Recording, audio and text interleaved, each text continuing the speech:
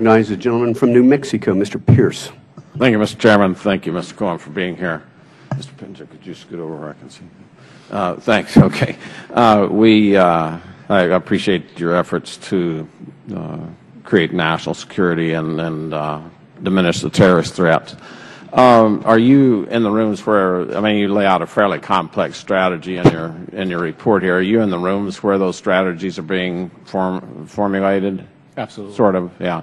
So on a scale of 1 to 10, when you talk about depleting resources, say, from oil production, you would be familiar with the processes and the targets and things like that.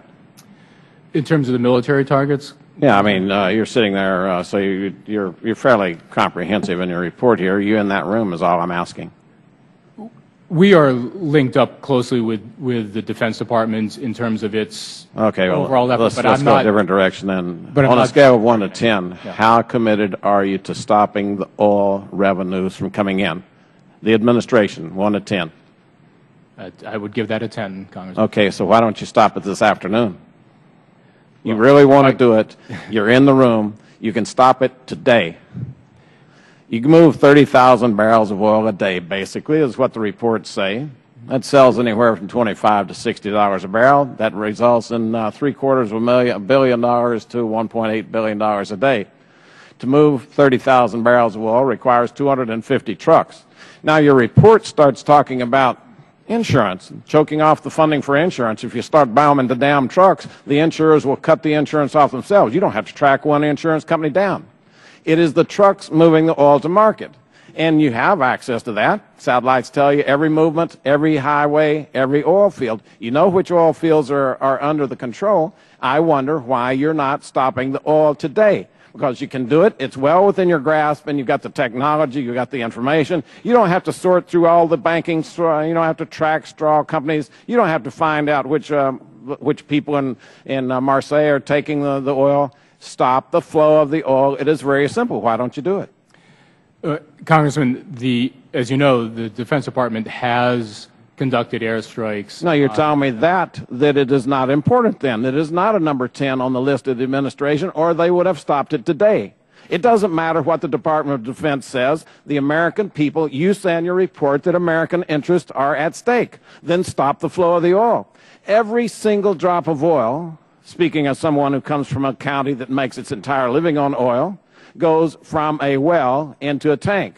Now, you can either blow up the tanks, you can blow up the trucks, or you can blow up the connection between the two. You don't just put oil in by 5-gallon cans into a tanker truck. You put it in through a delivery mechanism. So you don't have to blow up the tanks. Just blow up the delivery mechanism that loads it on the trucks. This is a very simple operation, and yet you all do not appear to have a number 10 commitment to the process of stopping the oil today, or you would do it. You have any, I mean, I really am curious because people in my state are extremely alarmed by the fact that the terrorists are funding themselves through oil revenues, and they know how to stop it. They could stop it this afternoon. Congressman, I'm not a military targeter. It doesn't require a military target. I ask you, what is your commitment from this administration to stop the flow of oil? You said it is a number 10. That is the highest on the scale, 10 to 10. And if the commitment is there, you don't have to be a military targeter. Just stop the oil. We can shut it off today. It is a very simple process if you have the commitment. The other result I come up with is that maybe the commitment is lacking. The commitment to absolutely stop the funding for ISIS. If I had a switch that I could turn to... You told me you're in the room, sir.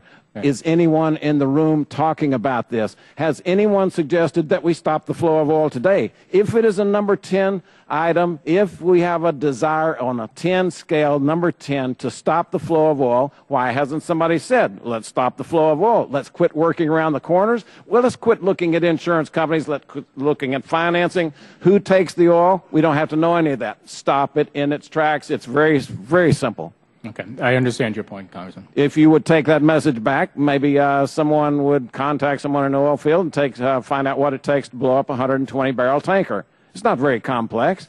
I don't know that we got the technology in our county, but I suspect it exists in the Department of Defense. But we just sit here and let them get $2 billion a day while the American people live in fear is irresponsible on the part of the administration. Thank you, Mr. Chairman. Time of the gentleman has expired. The chair now recognizes